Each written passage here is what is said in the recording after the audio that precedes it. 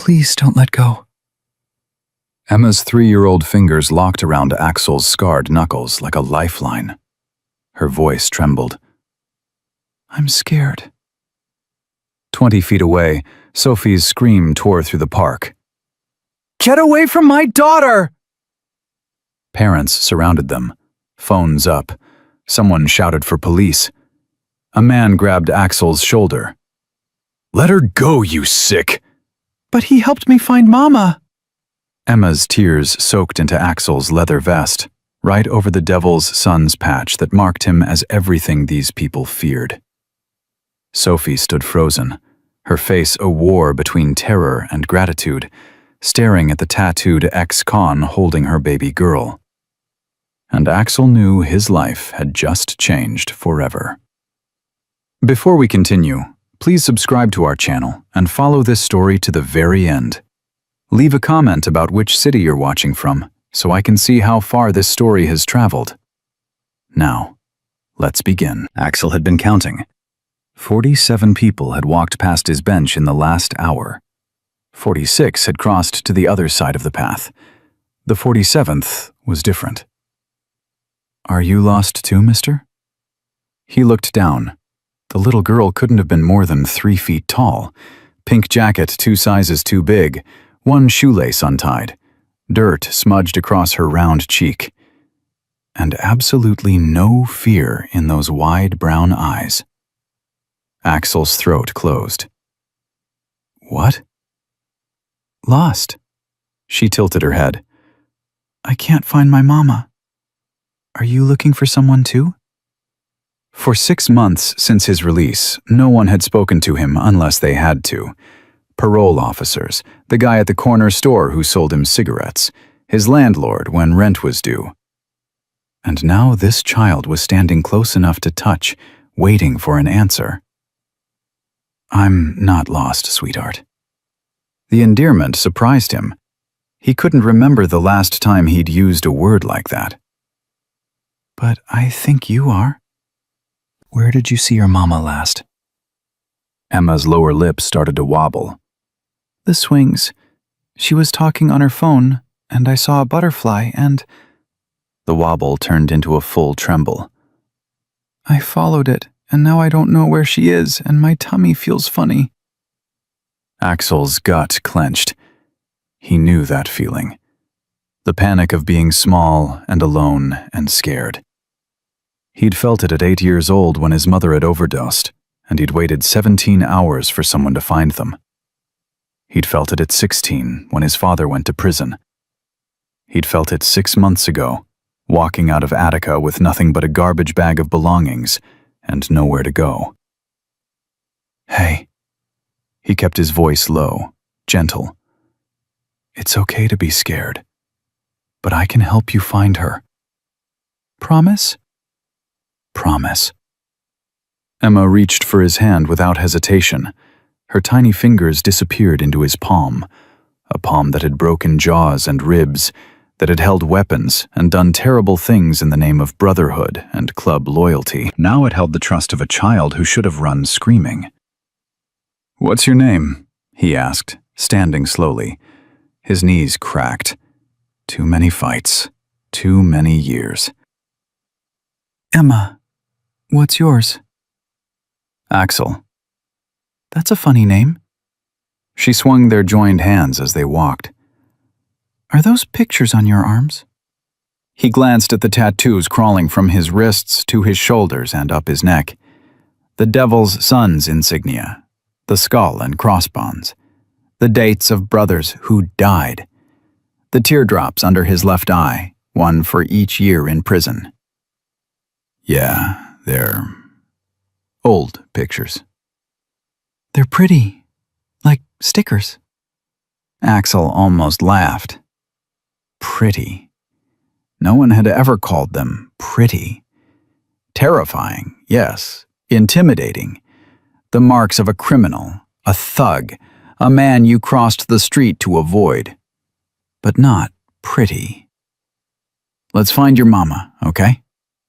They headed toward the playground. A mother yanked her son behind her as they passed. A jogger changed direction entirely. Axel was used to it. What he wasn't used to was Emma's complete comfort with him, the way she chattered about butterflies and her baby brother, and how she was going to be 4 next month. "There's so many people." Emma squeezed his hand tighter. "What if we can't find her?" "We'll find her." But Axel's heart was starting to pound. What would happen when they did? A woman sees her missing daughter holding hands with a 6'3" ex-con covered in gang tattoos. He could already picture the fear, the accusations, the police. He should let go, should point Emma toward a nice-looking grandmother or a park ranger and disappear before this went bad. That's what the old Axel would have done, the one who'd survived prison by trusting no one and protecting himself first. But Emma was scared, and he'd made her a promise. "Emma!" The scream came from near the restrooms. A woman burst into view, her face wild with panic, brown hair falling out of a ponytail, blue jacket, thin frame moving fast. "Emma! Baby, where are you?" "Mama!" Emma tried to run, but Axel held her hand, afraid she'd trip on those untied laces. The woman, Sophie, he'd learn later, spun toward Emma's voice. Her expression transformed from terror to joy for exactly 2 seconds. Then her eyes landed on Axel, on his tattooed neck, his scarred knuckles, the leather vest with patches he'd forgotten he was wearing. Joy became horror. She ran toward them, her legs eating up the distance. "Let go of her!" "Mama, it's okay. He helped me." Sophie grabbed Emma and pulled her away so hard the little girl yelped. "Don't touch her! Don't you dare!" She was shaking, backing up, pressing Emma against her chest like a shield. Axel raised his hands, palms out. "Ma'am, I wasn't—" "I know what you are." Her voice dropped to something raw and broken. "I know exactly what you are." Other parents were gathering now, phones out. A man in a business suit stepped forward. "Is there a problem here?" "He had my daughter." Sophie's voice cracked. I was helping her find you." Axel kept his hands visible, kept his voice calm, even though his heart was hammering. "She was lost, that's all." "Mama, it's true." Emma squirmed in Sophie's arms. "I couldn't find you, and Mr. Axel said he'd help, and he promised, and—" "Shh, baby, it's okay. Mama's here now." But Sophie's eyes never left Axel's face. She was looking at him like he was a bomb about to explode. Like he was every nightmare she'd ever had. And God help him, Axel recognized that look. He'd put it on people's faces before. Back when he'd been Ghost, the Devil's Son's enforcer. When he'd collected debts and sent messages and done things he could never take back. "I'm going." He took a step backward. "I'm sorry I scared you." "Mama, why are you being mean? He helped me." Sophie's face crumpled. Tears started streaming down her cheeks as she held Emma tighter. "I know, baby, I know." She looked at Axel and something shifted in her expression. Still afraid, still wary, but also grateful, confused. "Thank you." The words came out strangled, like they hurt to say. "Anyone would have done the same." "No." Sophie's voice was barely a whisper. "They wouldn't have." Axel saw it then. The worn-out clothes, the circles under her eyes, the way she held Emma like someone who'd learned that the world could take everything from you in a heartbeat. This was a woman who'd been through hell and come out the other side barely surviving. "Your daughter's brave," he said quietly. She knew she was lost, but she wasn't too scared to ask for help. That's something special." Sophie's tears fell harder. She nodded, unable to speak. The business suit guy was still hovering. "You sure everything's okay here?" "Yes." Sophie wiped her eyes. "Yes, we're fine. He was helping." The crowd started to disperse, disappointed there wasn't more drama. Axel turned to leave. "Wait!" He stopped.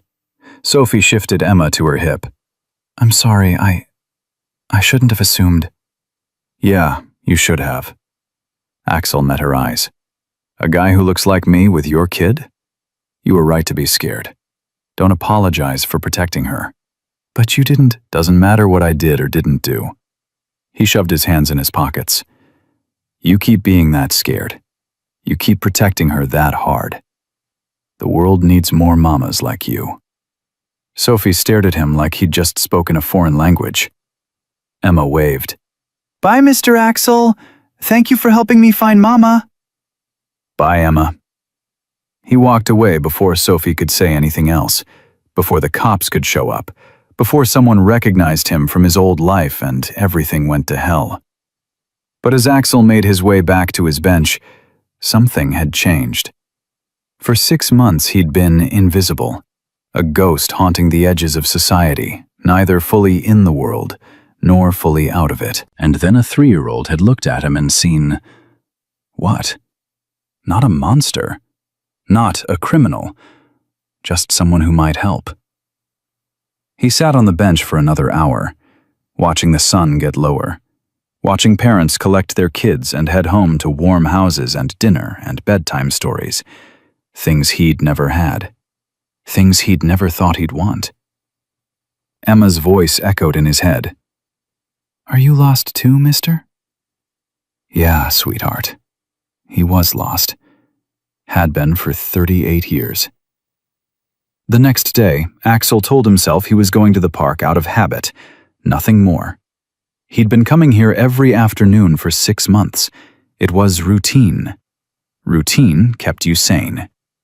But when Sophie appeared with Emma and a baby in a stroller, his heart jumped. They didn't see him at first. Sophie was struggling with grocery bags, trying to push the stroller one-handed, while Emma skipped ahead, too close to the parking lot. "Emma, stay where I can see you." "I want to see if there's butterflies." "No, baby, come back." One of the grocery bags split.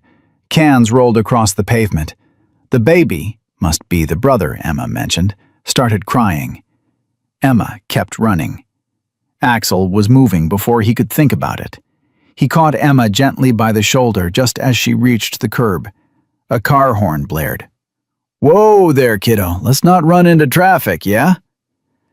"Mr. Axel!" Emma's face lit up like Christmas morning. "You came back!" Sophie's head snapped up from where she was gathering cans. Her face went white, then red, then something else entirely. "I'm sorry." Axel kept his hand on Emma's shoulder. "She was heading for the street and—" "I know." Sophie straightened up, 3 cans in her arms. "Thank you. Again." The baby was screaming now. Emma was tugging toward the butterflies. Cans were still rolling away, and Sophie looked like she was about 5 seconds from crying or screaming or both. "Can I help?" The words came out before Axel could stop them. Sophie's jaw clenched. He could see the war in her eyes. Pride versus exhaustion. Fear versus desperation. "Please," she finally whispered. Axel gathered the cans while Sophie dealt with the baby. Leo, she called him. Emma insisted on helping, which mostly meant handing Axel 1 can at a time and telling him about her day at preschool. Her words tumbled over each other. Something about painting and snack time, and how her friend Sarah could already write her whole name. "Emma, honey, let him work." Sophie's voice was strained. "She's fine." Axel accepted another can from Emma's sticky hands. "Good helper, this one." Sophie stared at him like he'd grown a second head. "Most people don't. They usually just keep walking." "Yeah, well," Axel shrugged. "I'm not most people." "I can see that." Something in her tone had shifted. Less fear, more curiosity. "The tattoos kind of give it away." He tensed, waiting for the questions, the judgment. But Sophie just hefted Leo higher on her hip and said, I live 3 blocks from here. Would you... if you're not busy, these bags are really heavy. It was the olive branch Axel hadn't expected. Sure. They walked in silence at first. Emma filled the quiet, chattering about everything and nothing. The butterfly that got away, the dog she wanted, how Leo was learning to walk, but he fell down a lot. "I'm Sophie," the woman finally said. "I know I didn't... Yesterday I wasn't exactly..." "You were protecting your kid. Nothing to apologize for." "Still," Sophie glanced at him, "I judged you by your appearance. That wasn't fair." It was smart. Axel shifted the bags to his other hand. "Woman alone with 2 little kids? You should be careful. You should judge." "Maybe." Sophie's voice went quiet.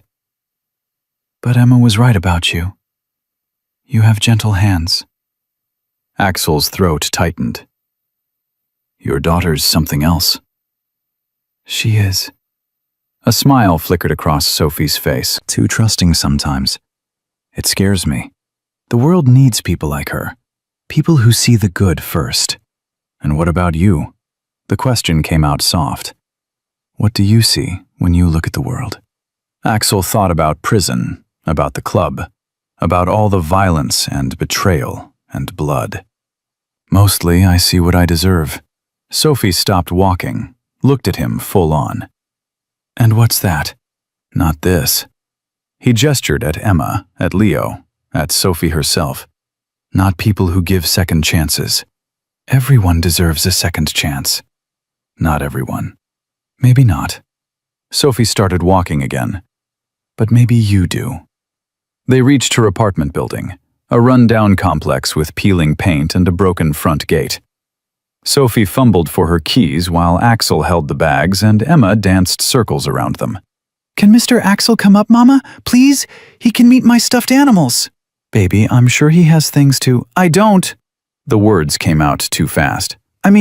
If it's okay." "I could help you get these upstairs."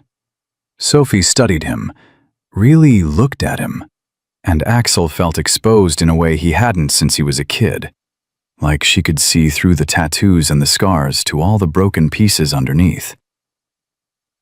"Okay," she said finally, "but just to the door." The walk up to the 3rd floor felt longer than any prison walk Axel had ever done.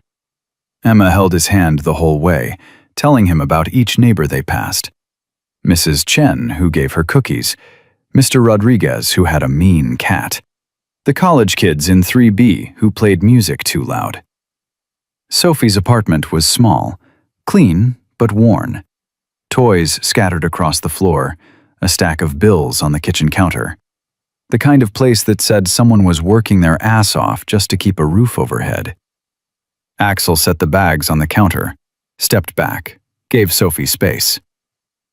"Thank you." She started unpacking, not quite looking at him. "For everything. Yesterday and today." "No problem."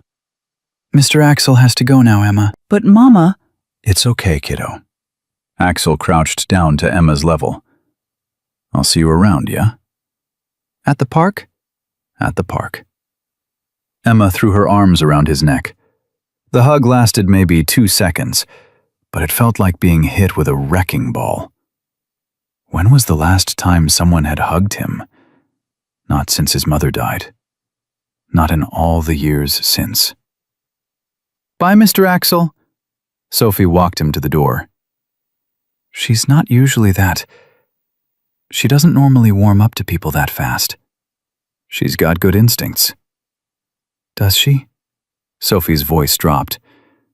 "Because my instincts are screaming that I shouldn't trust you, that I shouldn't let you anywhere near my kids, that men who look like you, who have the kind of past you clearly have." She trailed off. "But then you help us. Twice now. And Emma lights up around you. And I don't know what to think." Axel met her eyes. "Think whatever keeps you and your kids safe. That's all that matters. What if what keeps us safe is people like you? People who help when no one else does? Then you're looking for safety in the wrong place. Sophie's hand was on the doorknob. Maybe. Or maybe I'm finally looking in the right place, and I'm too scared to admit it. The door closed between them. Axel stood in the hallway for a long moment, his heart pounding, Emma's hug still warming his chest. He was halfway down the stairs when he heard it. Sophie's door opening. Her footsteps. Axel? He turned. She leaned over the railing, her face unreadable. Same time tomorrow? At the park? Emma will be disappointed if you're not there. Just Emma? A tiny smile. Don't push your luck. Tomorrow, he agreed. Tomorrow. Axel left the building feeling like something had shifted. The world looked different. Still dangerous, still full of people who'd cross the street to avoid him. But now there was Sophie. There was Emma. There was the possibility, terrifying and impossible, and more than he deserved, of something good. He just hoped it didn't all come crashing down when she learned the truth about who he really was. Tomorrow came, and the day after, and the day after that. Axel showed up at the park every afternoon at 3:15. Sophie arrived at 3:30 with the kids. It became routine, comfortable, dangerous. On day 4, Sophie handed him half a sandwich without asking if he wanted it. Peanut butter and jelly, she said. Emma made it. Well, she supervised. Axel took it. The bread was smashed on one side and there was more jelly than peanut butter, but it tasted better than anything he'd eaten in years. She wanted to make you a whole sandwich, but I told her that was too much. Sophie sat beside him on the bench while Emma pushed Leo on the baby swings. Was I wrong? No. Axel's voice came out rough. This is perfect. When's the last time someone made you lunch? The question hit harder than she meant it to. Axel thought back. Prison meals didn't count. Before that, the club had communal dinners, but those were fuel, not care. His mother used to pack his lunch for school, but that was 26 years ago, and she'd been too high most days to remember. Long time, he finally said. Sophie nodded like she understood. Me too. Before Emma was born, I mean. Before everything changed. What changed? Her face went tight. Everything? Axel didn't push. He'd learned in prison that people told you things when they were ready, or not at all. But he filed away the pain in her voice, the way her hands clenched when she said it. Emma ran over, breathless. Mr. Axel, can you push me on the big girl swings? If your mama says it's okay. Sophie hesitated. Axel saw the calculation in her eyes. Letting him near Emma. Letting him do father things. Things her ex should have done, but clearly hadn't. Okay, she said. But not too high. Not too high, Axel agreed. He pushed Emma while Sophie stayed with Leo. The little girl's laughter rang out across the playground, and something in Axel's chest cracked open. This was what normal people did. What fathers did. What he'd never be. Higher! Emma shrieked. Your mama said not too high. But I'm brave! Being brave means listening when someone's trying to keep you safe. Emma thought about that. Are you brave, Mr. Axel? No.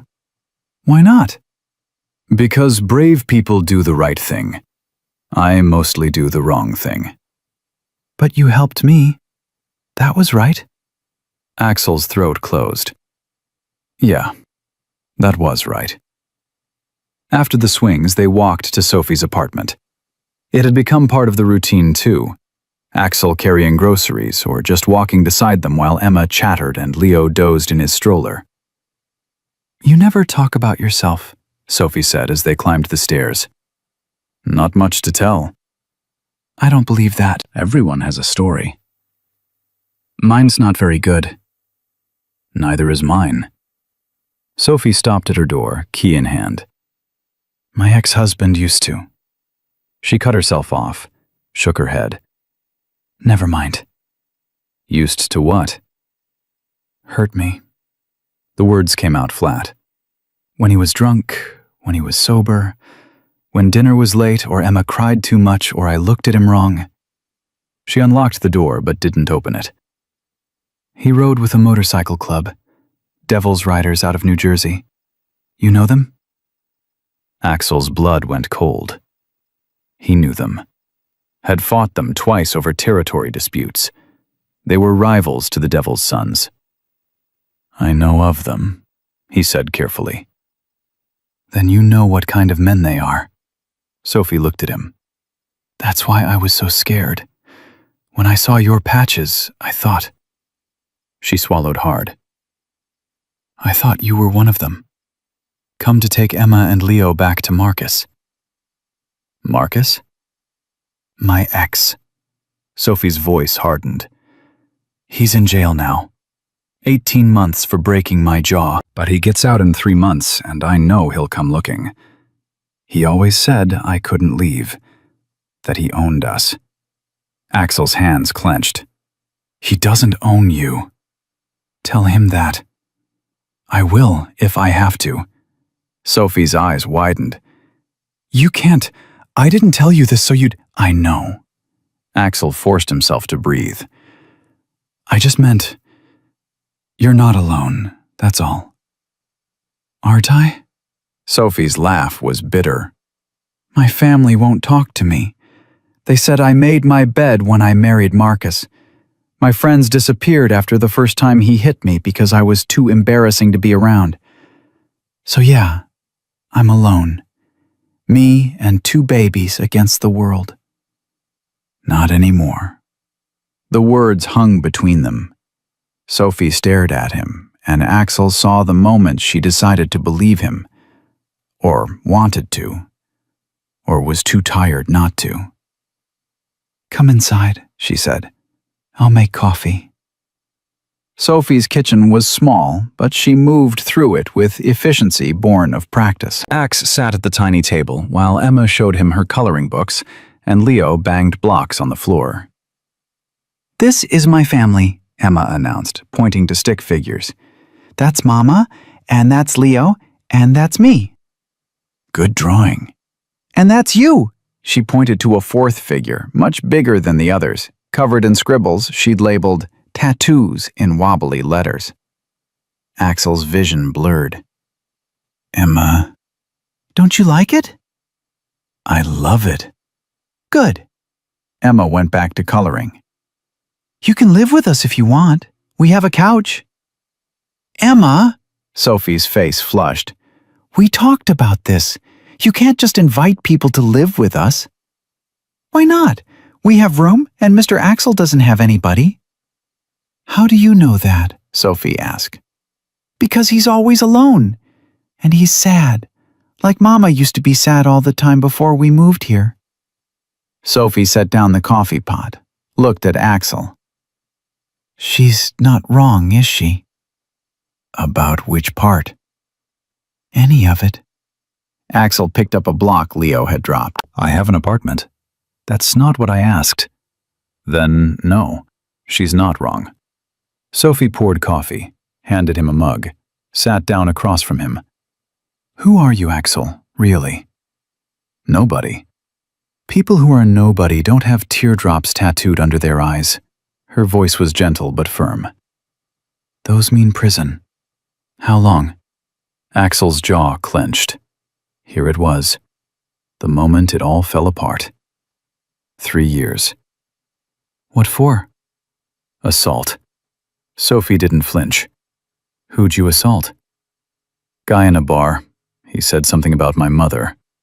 I beat him so bad he was in the hospital for 2 weeks. Axel met her eyes. I'm not a good man, Sophie. You should know that. Were you in a club? Like Marcus? Yeah. Still? No. The lie tasted like acid. He was out, but the club didn't let you leave. Not really. I walked away. That why you're alone? Part of it. Sophie sipped her coffee. When Marcus went to jail, everyone told me I was stupid for pressing charges, that I should have just left town and kept my mouth shut. But I wanted him to pay. I wanted him to know he couldn't just hurt people without consequences. She looked at Axel over the rim of her mug. You paid your consequences. You did your time. Maybe that's enough.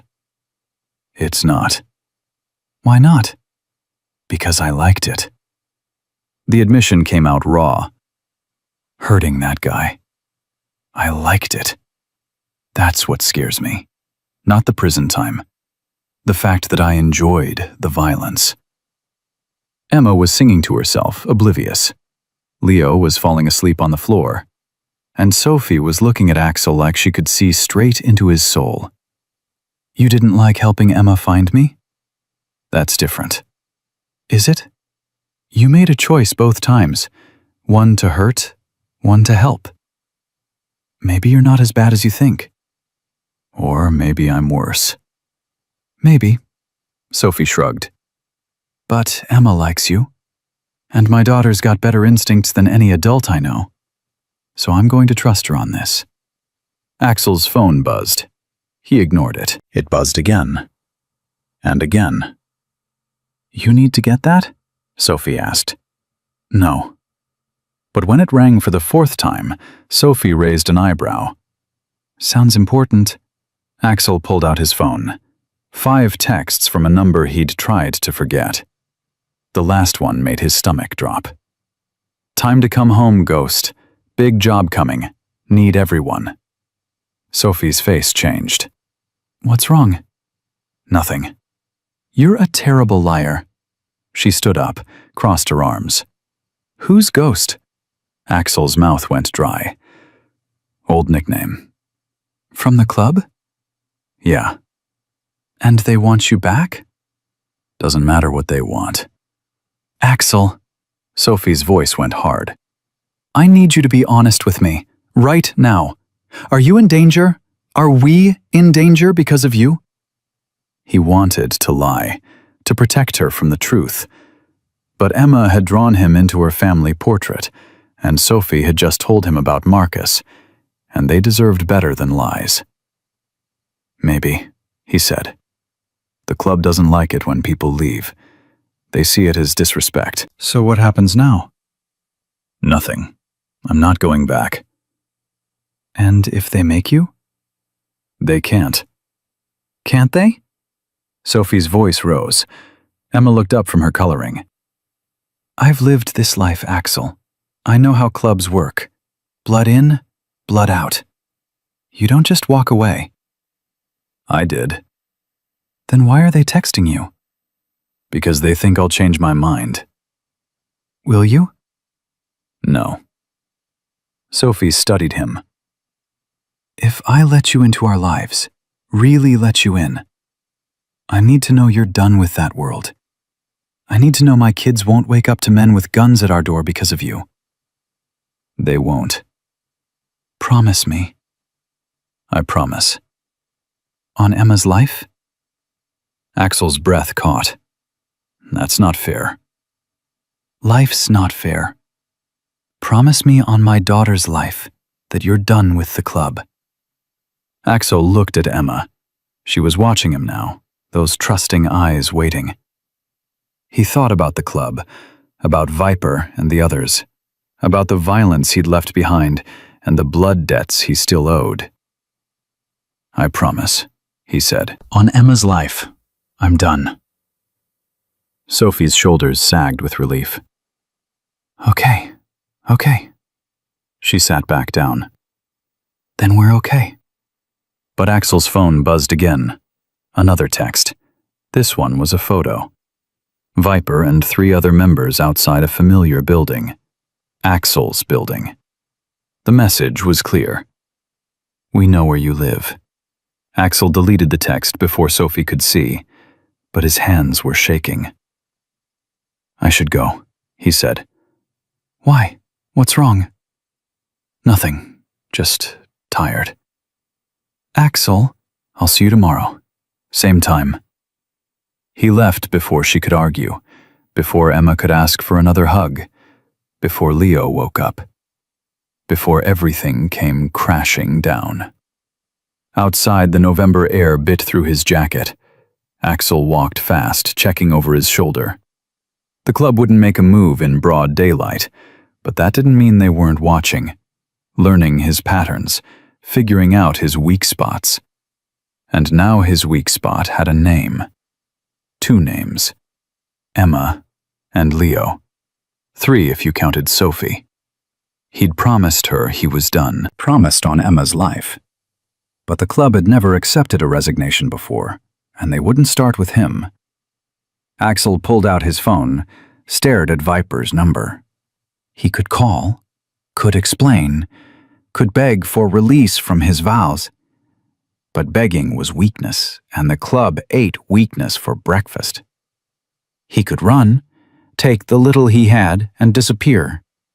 But that meant leaving Sophie alone to face Marcus when he got out of jail, leaving Emma and Leo without the protection they'd come to count on, leaving the first real connection he'd had in years. Or he could stay, could fight, could figure out a way to be free of the club without getting everyone he cared about killed in the process. Axel looked back at Sophie's building. 3rd floor, 2nd window. He could just see the edge of Emma's coloring taped to the glass. He'd made a promise on Emma's life. And Axel had broken a lot of promises in his 38 years.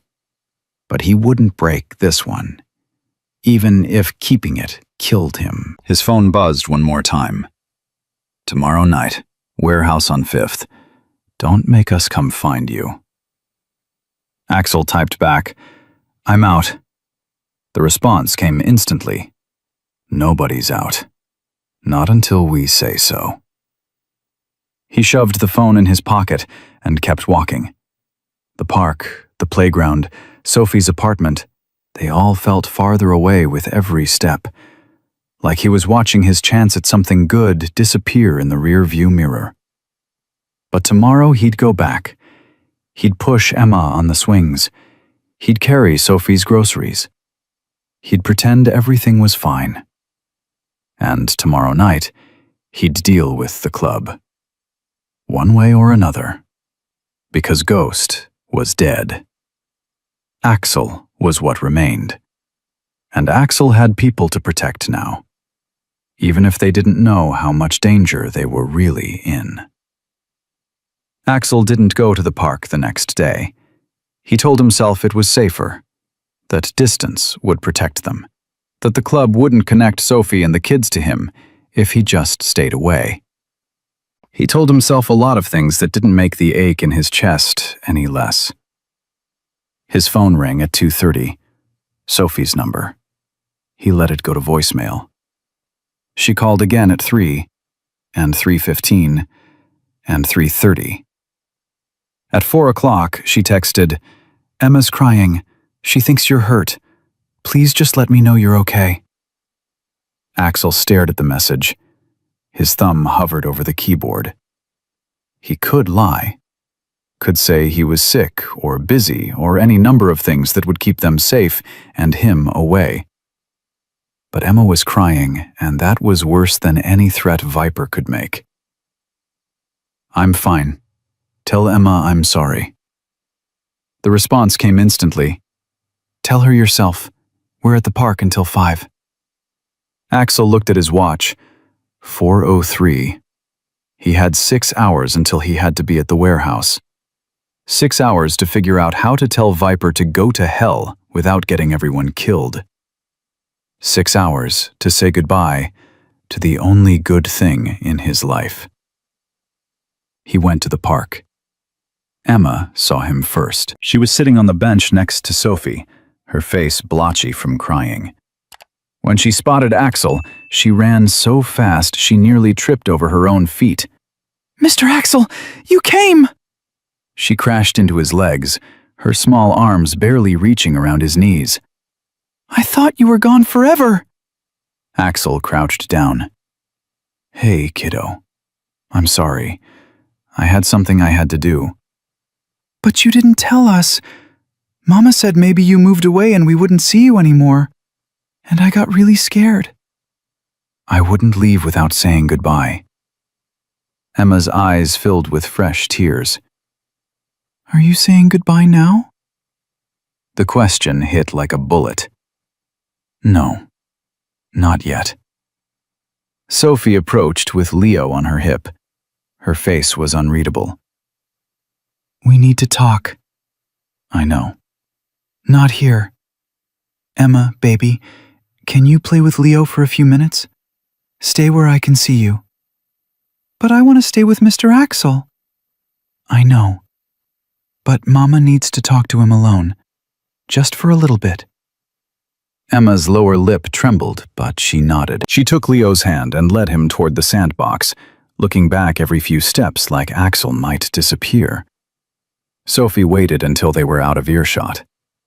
What's going on? Nothing. Don't lie to me. You promised you'd be honest. I'm handling it. Handling what? The club? Axel's jaw clenched. It's not your problem. It became my problem when Emma drew you into our family. When she started sleeping better at night because she knows you'll be here tomorrow. When I started... Sophie cut herself off.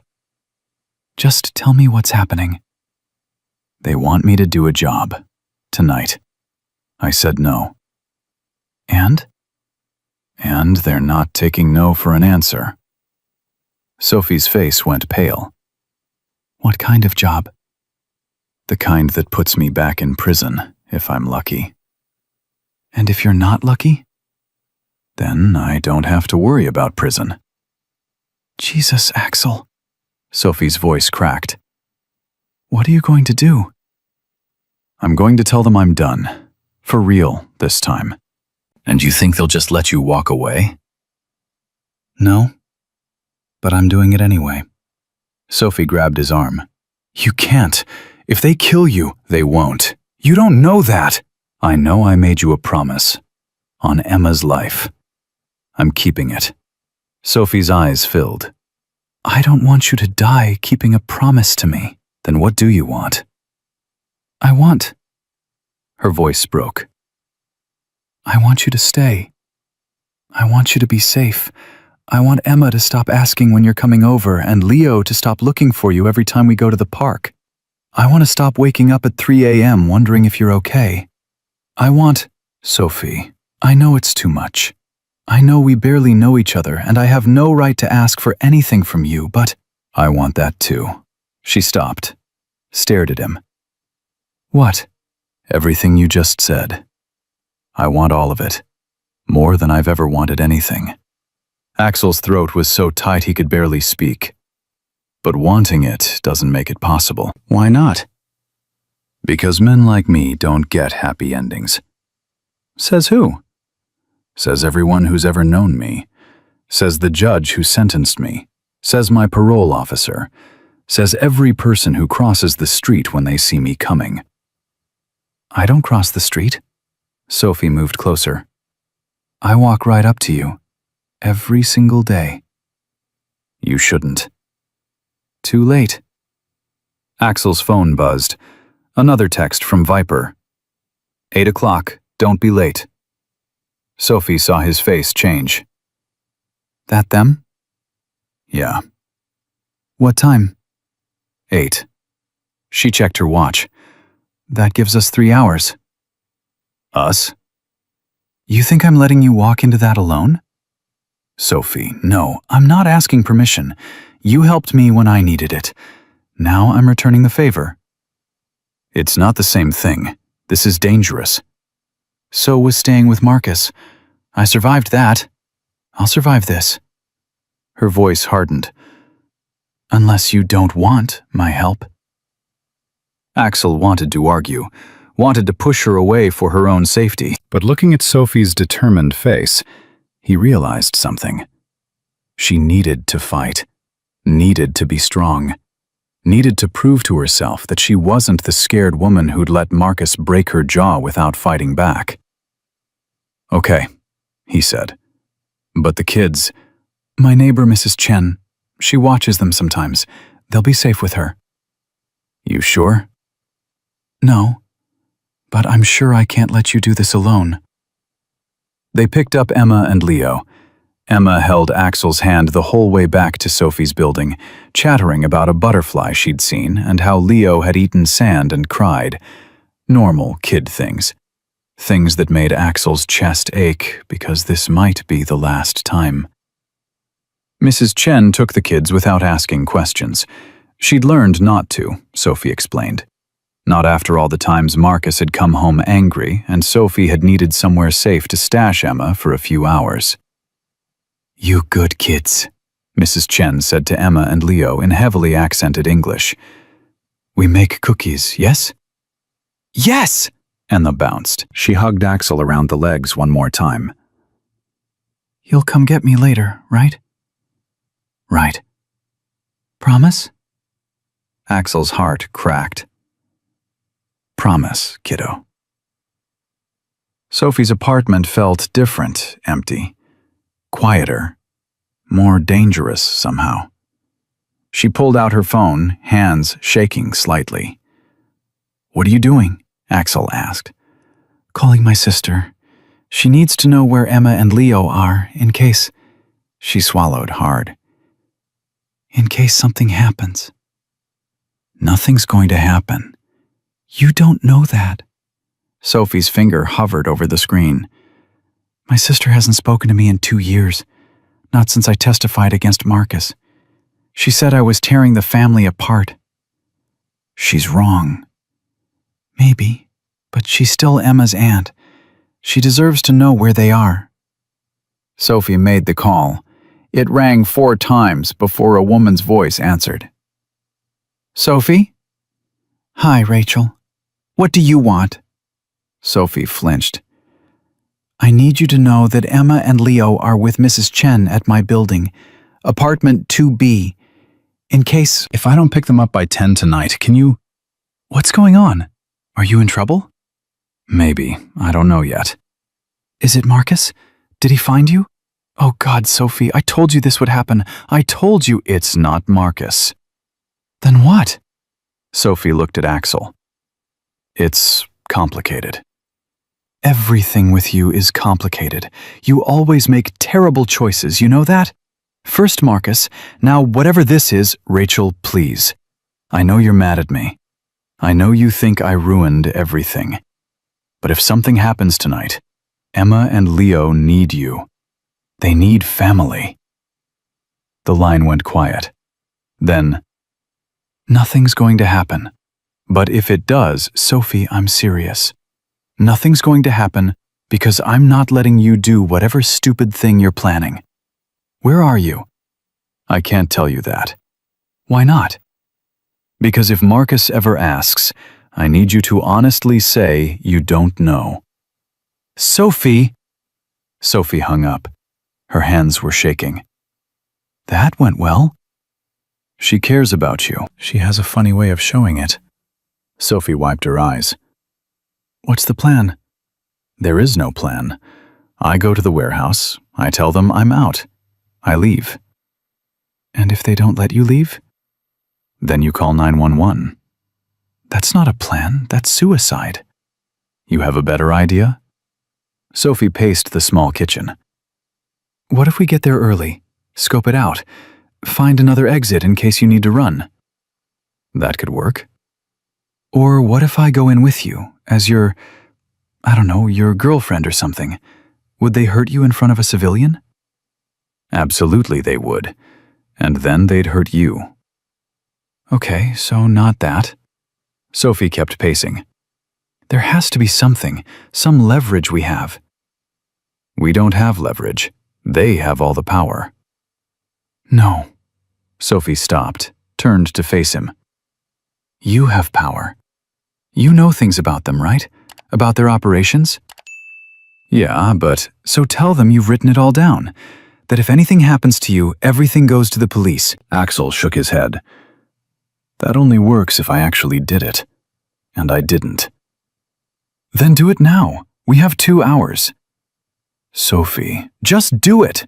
Write down everything you know. Names, dates, locations, everything.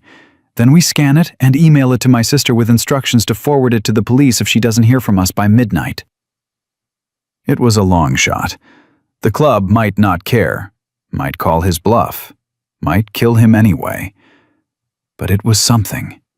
More than he'd had 10 minutes ago.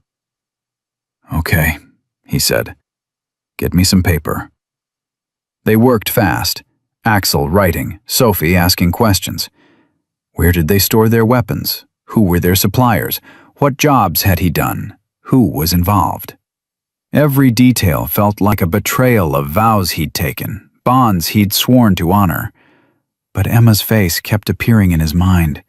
Her innocent trust. Her tears when he hadn't shown up at the park. He'd promised her. On her life.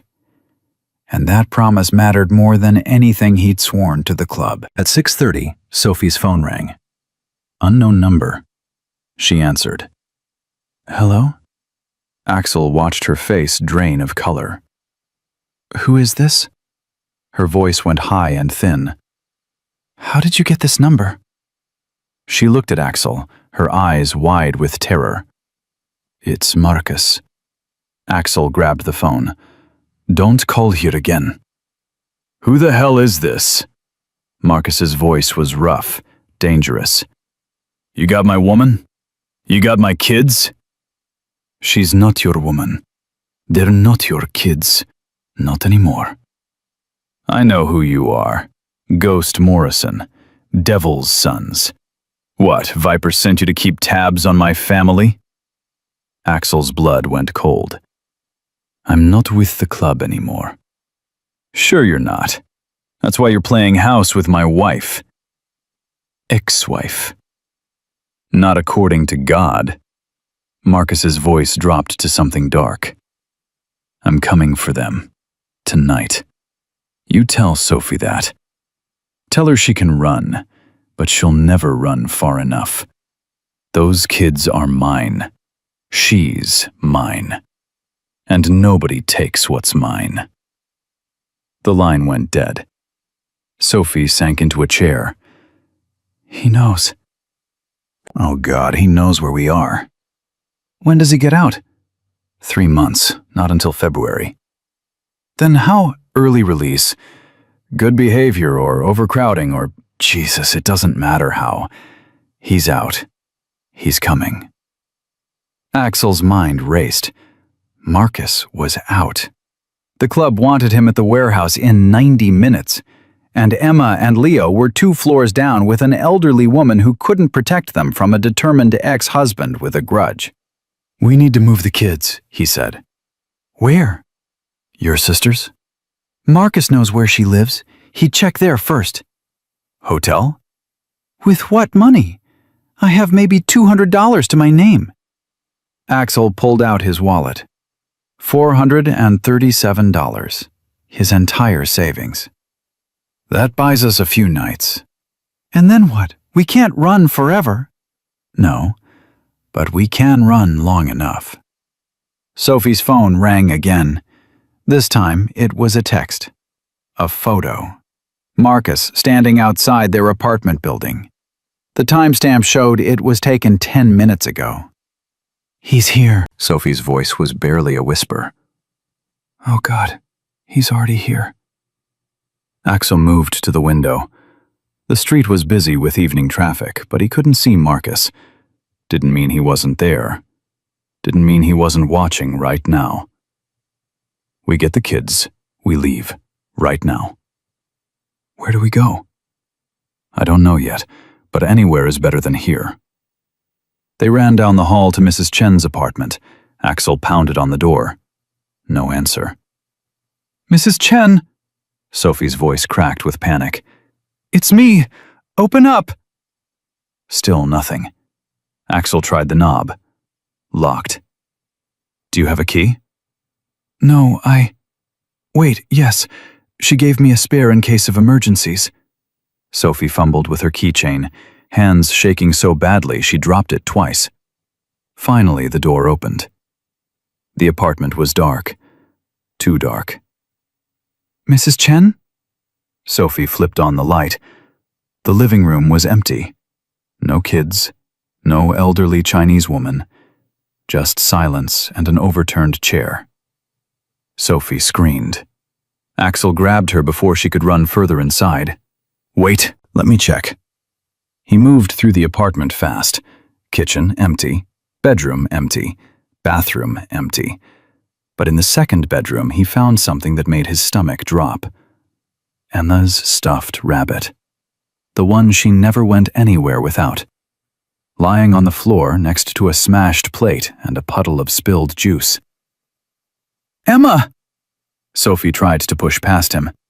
Emma, baby, where are you? They're not here. Axel's voice sounded far away.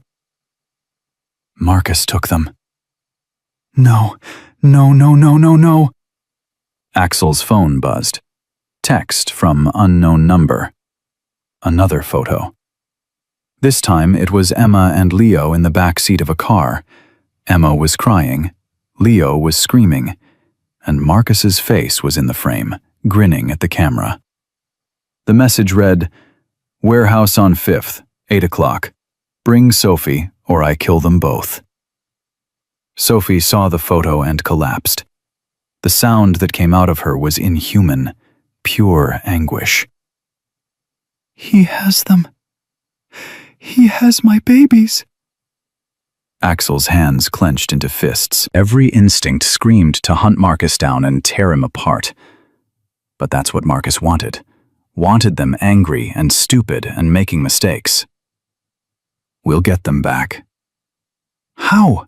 He'll kill them. You know he will. No, he won't. Not yet. They're leverage. Axel pulled Sophie to her feet. We have 90 minutes. That's enough. Enough for what? To save them. But I need you to trust me. Sophie's face was wet with tears, but her jaw set hard. What do I do? Call 911. Tell them your ex-husband violated his parole and kidnapped your kids. The police won't get there in time. I know, but we need them coming. We need backup. And what are you going to do? Axel looked at the photo of Emma crying. Sweet, trusting Emma, who'd asked if he was lost too, who'd held his hand without fear, who'd drawn him into her family like he belonged there. I'm going to keep my promise, he said. On her life. I'm going to bring them home. Sophie was on the phone with 911 when Axel's phone rang. Viper. He answered. Change of plans, ghost. Viper's voice was cold. Your boy Marcus called us. Said he had something we wanted. Turns out he's got your new family. Axel's blood turned to ice. This has nothing to do with the club. Everything you do has to do with the club. That's what brotherhood means. Viper laughed. Marcus wants his wife back. We want you back. Sounds like we can all help each other. Where are the kids? Safe, for now. Get to the warehouse by 8. Alone. We'll talk terms. I'm bringing Sophie. No civilians. Then you don't get me. Sophie comes, or I disappear, and you never find me. The line went quiet. Then, fine, but if she opens her mouth, Marcus gets her, and those kids become orphans. Understood? Understood. Viper hung up. Sophie grabbed Axel's arm. What did he say? The club has them. They're working with Marcus. Oh, God. Sophie's knees buckled. This is my fault. I brought you into this. I put Emma and Leo in danger because I was selfish and— Stop! Axel gripped her shoulders. Listen to me. Your ex is a psychopath. The club are criminals. None of this is on you. But if you hadn't trusted me, Emma would still be lost in that park. Maybe Marcus would have found her first. Maybe something worse. You didn't cause this. His voice softened. You saved me, Sophie. Let me save them. Sophie wiped her eyes. What's the plan? We go in, we get the kids, we get out. That's not a plan. It's the only one we've got. They arrived at the warehouse at 7:45. The building was abandoned, windows broken, walls covered in graffiti. 3 motorcycles were parked outside. Marcus's car sat beside them. Stay behind me, Axel said, no matter what happens. Axel, promise me. Sophie's jaw clenched. I promise. They walked in together. The warehouse was dark except for a single light in the center. Under it stood Viper, 2 other club members, and Marcus. Emma and Leo sat on the concrete floor between them. Emma was crying silently. Leo was asleep in her lap, his face red and swollen from screaming. Mama! Emma tried to run, but Marcus grabbed her arm hard enough to make her yelp. Sophie lunged forward. Axel caught her. Not yet, he whispered. Marcus grinned. There she is, my beautiful wife. You miss me, baby? Let my children go. Our children. And no, not until we have a talk about respect. Marcus's eyes were wild. He'd been drinking, or using, or both. You made me look like a fool, testifying against me, putting me in jail, taking my kids. You broke my jaw! Because you wouldn't listen. You never listen. Marcus yanked Emma closer. She whimpered. But our daughter listens, don't you, baby? Tell Mama how good you've been. Emma's voice was tiny. Please don't hurt us. Axel's vision went red. Every muscle in his body screamed to tear Marcus apart. But there were 4 of them, and 2 hostages and Sophie to protect. He forced himself to breathe. Viper, he said, let's talk terms. Simple terms. Viper stepped forward. You do the job tonight. You come back to the club. Marcus gets his family. Everyone goes home happy. Except Sophie and those kids. Not my problem. It is now. Because if Marcus touches them, I'll kill him. And then I'll kill you and everyone in this warehouse. Viper laughed. Big talk for a guy who's outnumbered. I did 3 years in Attica.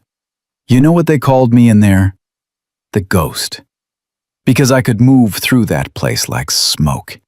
Inmates, guards, nobody saw me coming. Axel's voice dropped. I put 4 men in the infirmary. 2 of them never walked right again. So yeah, I'm outnumbered. But you should ask yourself if that matters. The other club members shifted uncomfortably. They'd heard the stories. They knew what Ghost had been capable of. Viper's smile faded. You threatening me? I'm telling you facts. Marcus dies tonight. The only question is whether the rest of you die with him. You'd kill brothers? You stopped being my brothers when you used children as leverage. Marcus pulled out a knife, held it to Emma's throat. How about I kill this one right now? Would that change your calculations? Sophie screamed. Axel's heart stopped. Emma's eyes went huge with terror. Don't. Axel raised his hands. Please, I'll do whatever you want. Just don't hurt her. That's better. Marcus pressed the blade harder. A thin line of red appeared on Emma's neck. Now here's what's going to happen. Sophie's coming with me. The kids are coming with me. And if anyone tries to stop us... The warehouse door exploded inward. 4 police officers stormed in, guns drawn. Police! Drop the knife! Drop it now! Everything happened at once. Marcus shoved Emma away and ran. Viper and the others scattered. Sophie dove for the kids, and Axel went after Marcus. They crashed through a side door into an alley. Marcus swung the knife wildly. Axel dodged, felt the blade whistle past his face. Close. Too close. You ruined everything! Marcus was screaming now. She was mine! They were mine! They're not things you can own. Marcus lunged.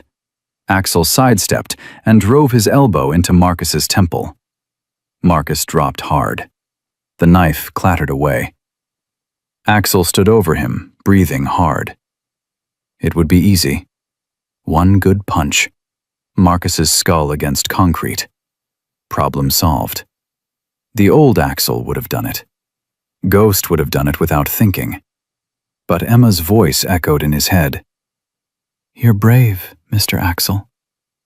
Being brave means listening when someone's trying to keep you safe. He'd told her that. Told her that being brave meant doing the right thing, even when the wrong thing was easier. Axel stepped back. Stay down. 2 officers appeared in the alley. They cuffed Marcus, read him his rights. He was still screaming threats as they dragged him away. Back in the warehouse, Sophie had Emma and Leo wrapped in her arms. Both kids were crying. Emma's neck had a small cut, but it wasn't deep. Leo had a bruise on his arm. But they were alive. Mama, Emma sobbed. I was so scared. He said he was taking us away forever and I'd never see you again, and— Shh, baby, it's okay. Mama's here. You're safe. An officer approached. Ma'am, we need to take statements. Can it wait? My children need— It's fine, Axel said quietly. Take them home. I'll handle this. Sophie looked at him. You're not coming? I can't. Viper got away. So did the others. They'll be looking for me. So come with us. We'll keep you safe. Sophie, I'm a felon on parole who just brawled in front of cops. I'm going back to prison. Maybe not tonight, but soon. No! Emma pulled away from Sophie. She ran to Axel, wrapped her arms around his legs. You can't go! You promised! I know, kid. You promised on my life. You said you wouldn't leave. Axel's throat closed. He crouched down, eye level with Emma. Sometimes keeping promises means doing hard things. Things that hurt. But I'm keeping my promise. You're safe. That's all that matters. But what about you? I'll be okay. Liar! Emma's face crumpled. You're not okay. You're sad all the time, and you sit alone, and you think nobody wants you, but I want you. I want you to stay. Emma, I love you! The words burst out of her. I love you, and I don't want you to go. Axel's vision blurred. 3 years old. She was 3 years old and telling him she loved him. Him. Ghost.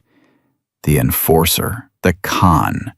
The man who'd hurt people for money and loyalty, and because he was good at it. I love you too, he whispered. So much. He hugged her tight, felt her little heart pounding against his chest, breathed in her kid smell, strawberry shampoo and juice boxes and innocence, things he didn't deserve but had been given anyway. When he let go, Sophie was crying. You can't do this. I have to. Why? Because I made you a promise too, that I'd keep your family safe. Marcus is in custody. The club knows I'm done. You can disappear now, change your names, move somewhere they'll never find you.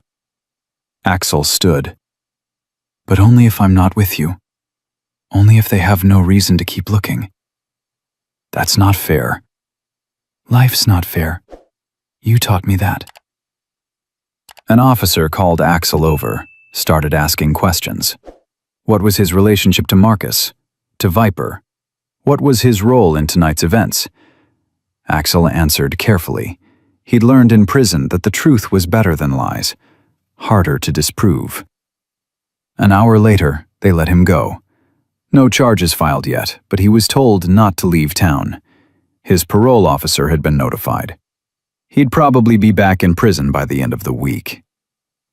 Outside, Sophie was waiting in her car with both kids asleep in the back. She rolled down the window. Get in. Sophie, I said get in. Axel looked at Emma through the window. Her face was peaceful now. Tear-stained, but peaceful. He climbed into the passenger seat. Sophie drove in silence for 10 minutes. Finally, she said, "My sister called. She got the email. The one with all the club information. You should delete it." "I'm not going to delete it. If they find out, they won't. Because you're going to disappear. Tonight. Right now." Sophie's hands tightened on the wheel. "My sister lives in Vermont. Small town. Middle of nowhere. She said we can stay with her. All of us." "Sophie, I can't." "Yes, you can. You can because Emma needs you. Leo needs you. I need you." Her voice cracked. "Please don't make me do this alone. Your parole officer will put you back in prison for associating with known criminals, for being at that warehouse, for everything." Sophie's jaw set hard. "But he can't do that if he can't find you." "You're asking me to run?" "I'm asking you to choose prison or us, the past or the future." She pulled over, turned to face him. "I'm not stupid, Axel. I know this is crazy. I know it's dangerous and illegal and probably the worst decision I could make. But Marcus is in custody. The club thinks you're cooperating with police. We have a window, maybe a few days, maybe a week. But we have time to disappear." "And then what?" "Then we build something new. Somewhere they can't find us. Somewhere Emma can go to school without fear, and Leo can learn to walk, and you can—" Sophie's voice broke. "You can be who you were meant to be. Not Ghost. Axel. Just Axel." "You're asking me to leave everything behind." "You already did. The second you helped Emma in that park, the second you carried my groceries, the second you made a promise on my daughter's life." Sophie reached across, took his hand. "I'm not asking you to leave everything. I'm asking you to come with us, with your family." The word hit like lightning. Family. Sophie and Emma and Leo. Not born into, not sworn to, just chosen. Given freely, offered without conditions or violence or vows written in blood. Axel looked back at Emma.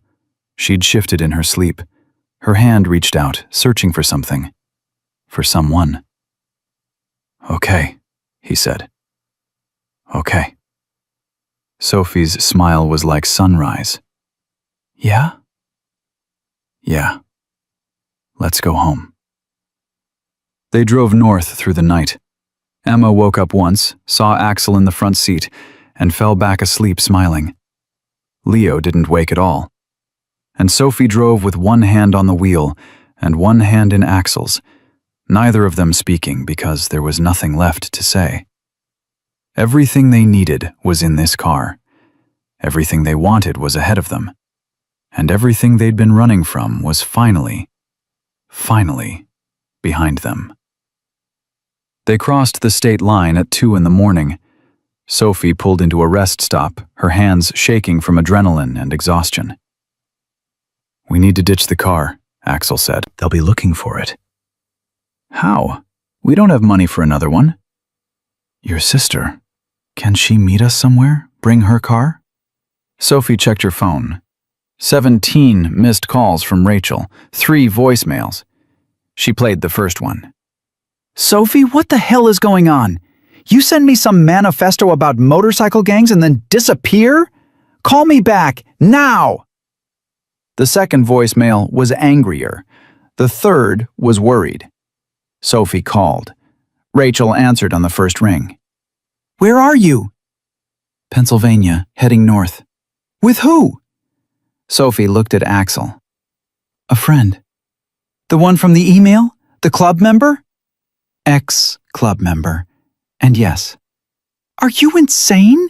You just escaped Marcus and now you're running away with another biker? He's not like Marcus. That's what you said about Marcus. Rachel, please. I know you hate me. I know you think I'm an idiot who makes terrible choices.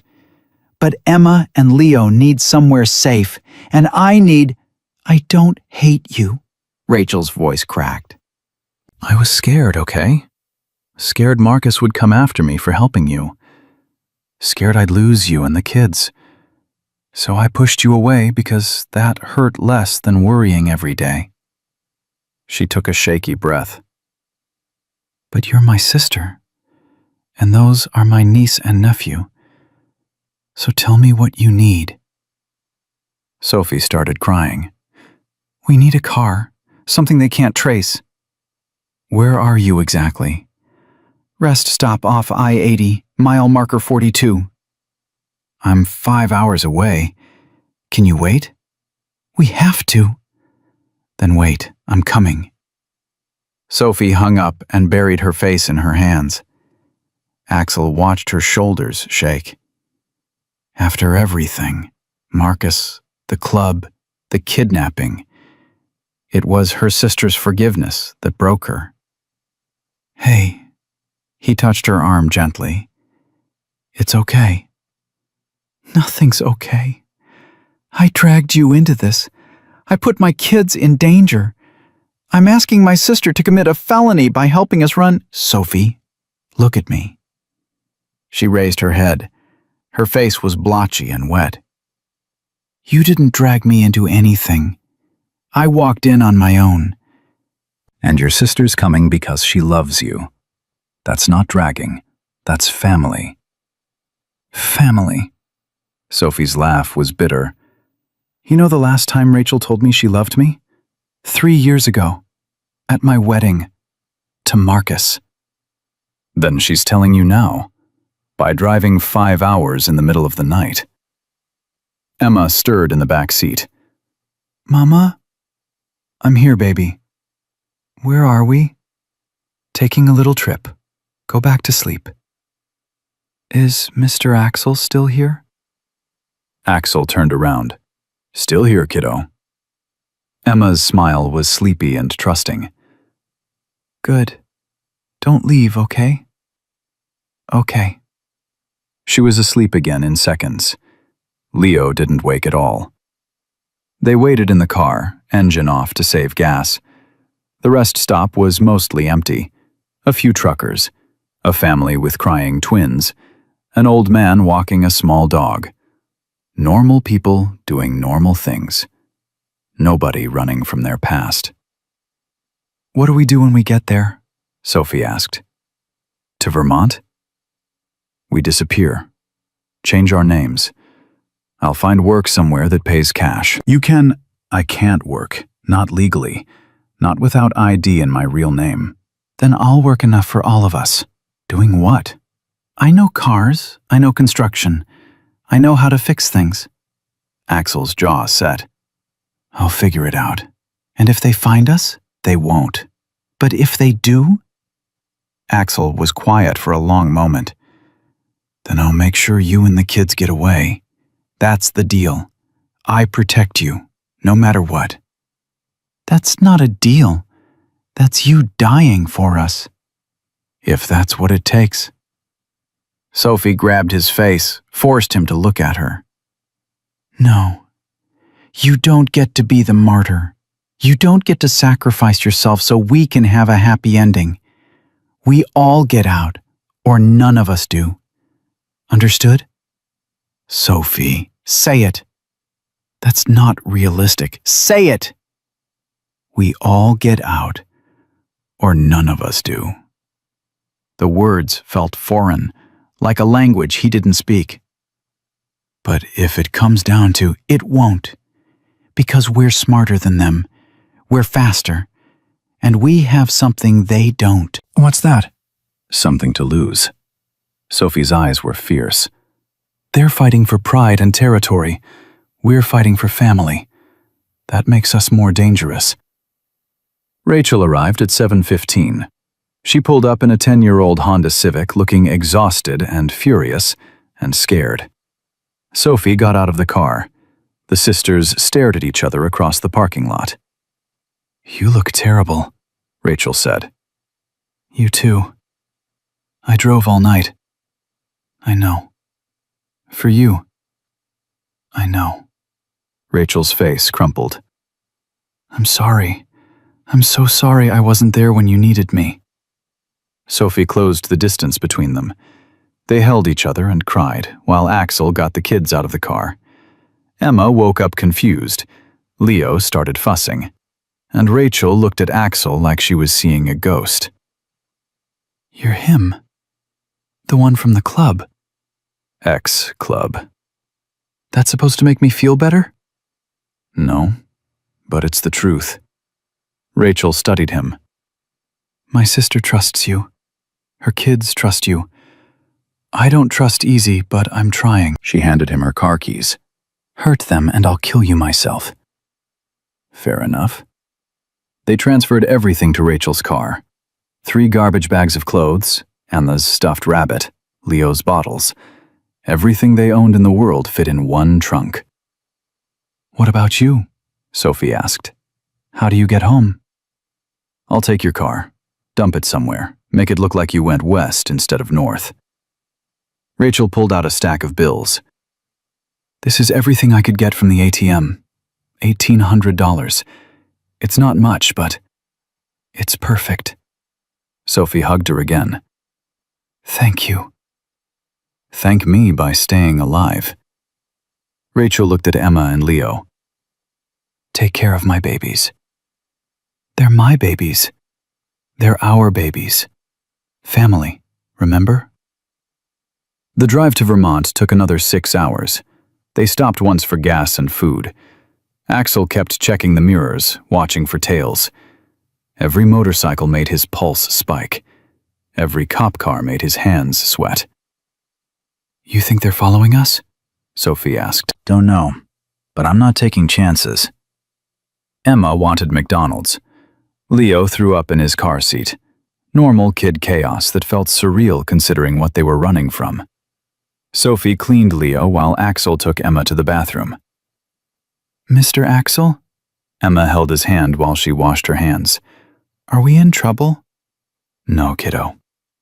"Then why are we running away?" The question hit hard. She was 3. She understood more than they'd given her credit for. "Sometimes grown-ups make mistakes," Axel said carefully. "And we have to go somewhere safe to fix them." "What mistakes did you make?" "A lot of them.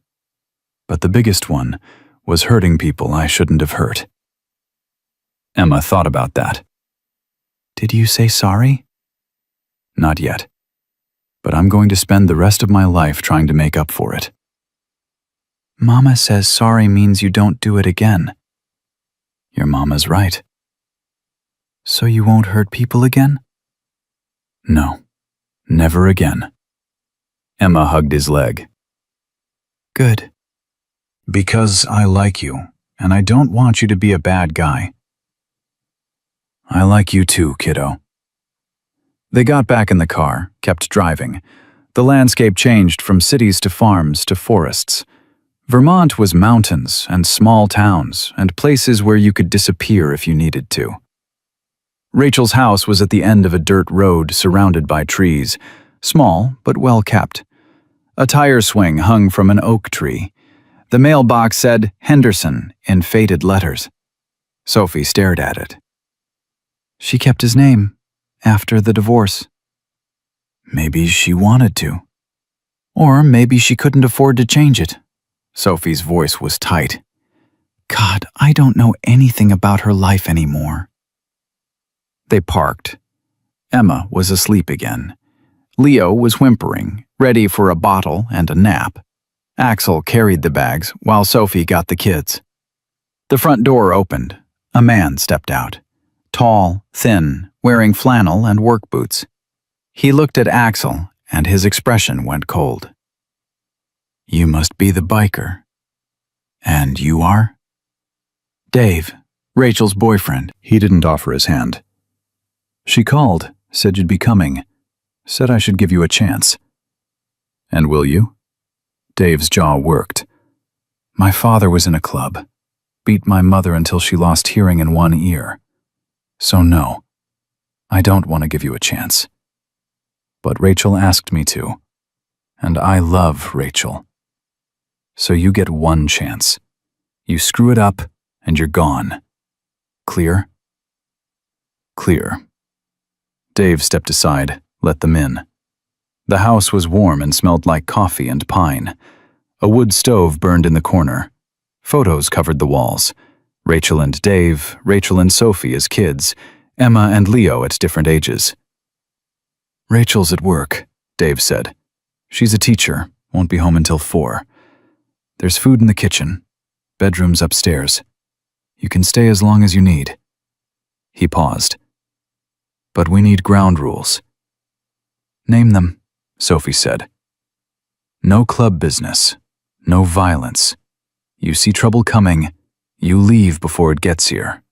And Dave looked at Emma and Leo. Those kids don't see anything that'll give them nightmares. They've seen enough. Agreed, Axel said. And one more thing. Dave's voice hardened.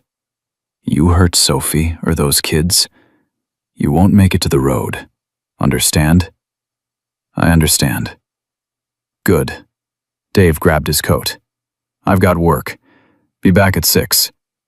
He left. The house fell quiet. Sophie put the kids down for naps. Axel stood in the living room, feeling out of place. This was someone else's home, someone else's life. He was an intruder, a virus that could infect everything good. Stop it, Sophie said from the doorway. Stop what? Whatever you're thinking, that you don't belong here, that you're dangerous, that we'd be better off without you. How do you? Because I thought the same things about myself. For 2 years after I left Marcus, that I was broken, that I'd ruined Emma's life by having her with the wrong man, that I deserved everything he did to me. Sophie crossed the room. But you know what? I was wrong. And you're wrong. Sophie, you saved my daughter's life. Twice. You protected us from Marcus. You gave up everything, your freedom, your parole, your whole life to keep us safe. So don't stand there and tell me you don't belong. Her voice cracked. You belong because we want you here. Because Emma draws pictures of you. Because Leo reaches for you. Because I... She stopped. Axel's heart pounded. Because what? Because I can't do this without you. The words came out in a rush. I know it's too fast. I know we barely know each other. I know I'm probably making another terrible mistake, but I don't care. I need you, Axel. Not to protect us, not to carry groceries. Just to be here, with us. Axel couldn't breathe. I'm a felon. I'm wanted by the club. I'll probably end up back in prison or dead in a ditch. You should run from me, not toward me. Maybe. But I'm tired of running from things. I want to run toward something for once. Sophie moved closer. Toward a life where Emma doesn't flinch when men raise their voices. Where Leo grows up knowing what a good man looks like. Where I can sleep at night without checking that the door's locked 17 times. I don't know how to be what you need. Neither do I. So we'll figure it out together. They stood there, inches apart. the weight of everything unsaid hanging between them. Then Axel closed the distance, kissed her. It was gentle and desperate and terrifying because it meant choosing something instead of just surviving. When they broke apart, Sophie was crying. "We're going to be okay," she whispered. "Yeah, we are." A noise from upstairs, Emma calling out. Sophie went to check. Axel followed. Emma was sitting up in bed, holding her stuffed rabbit. "Bad dream?" Sophie asked. Emma nodded. "Daddy was taking me away again." "He's not coming back, baby, I promise." "But what if he finds us?" "He won't." "How do you know?" Sophie looked at Axel. He sat on the edge of Emma's bed. "Because I'm not going to let him," Axel said. "That's my job now, to keep you safe, you and Leo and your mama." "Forever?" The question hung in the air. Forever. Such a big promise, impossible to keep. But looking at Emma's scared face, Axel knew he'd die trying. "Forever," he said. Emma threw her arms around his neck. "I love you, Daddy." The word stopped everything. Axel's breath, his heart, time itself. Sophie's eyes went wide. "Emma, honey, that's not—" "It's okay," Axel said quietly. His voice was rough. "It's okay." He held Emma while she fell back asleep. When he looked up, Sophie was crying again, but this time she was smiling too. 3 months passed. Axel found work at a garage in town, paid under the table, no questions asked. Sophie started doing bookkeeping for local businesses. They lived carefully, checking the news for any sign that the club, or Marcus, or the police were looking for them. Rachel came every weekend. She and Sophie slowly rebuilt what they'd lost. Dave warmed up to Axel after they rebuilt Rachel's porch together. Emma started preschool. Leo learned to walk. They became a family, piece by piece, day by day. Then one morning, Axel's phone buzzed. Unknown number. A text. His blood went cold. "Found you, ghost. Warehouse, 5th Street. Midnight. Come alone, or we burn it all down." Viper had found them. Sophie saw his face. "What's wrong?" Axel showed her the text. "I have to go." "No, we run, right now." "They'll follow. They always follow." "Then we fight." "Sophie, I'm not losing you. Not after everything." Her jaw set hard. "We end this. Tonight." "How?" Sophie pulled out her laptop. "Remember that email? The one with all the club information? Rachel never deleted it. She's been adding to it. Everything we could find on Viper and the others, their real names, their crimes, everything." "What are you saying?" "I'm saying we give them a choice. Leave us alone, or we send it all to the FBI. They'll kill us." "Maybe. Or maybe they'll decide we're not worth the risk." Sophie's eyes were fierce. "Either way, we're done running." That night they drove to Portland, left Emma and Leo with Rachel and Dave, told them if they didn't call by 1 a.m. to send the email and disappear. The warehouse was abandoned, just like before, 3 motorcycles outside. But this time Axel and Sophie walked in together. Viper stood in the center, arms crossed. "Didn't think you'd come." "I keep my promises." "Noble. Stupid, but noble." Viper gestured to the 2 men flanking him. "Last chance, Ghost. Come back. Do your penance. All's forgiven." "No." "Then we have a problem." "No," Sophie said, stepping forward. "You have a problem. You see, we have 18 months of documented crimes. Names, dates, locations, everything the FBI needs to put you all away for 20 years. Viper's smile faded. You're bluffing. Am I? Sophie held up her phone. One button. That's all it takes. One button and your life is over. You'll go down with us. We're already down. You made sure of that when you used my children as leverage. Sophie's voice was steel. But the difference is, I don't care anymore.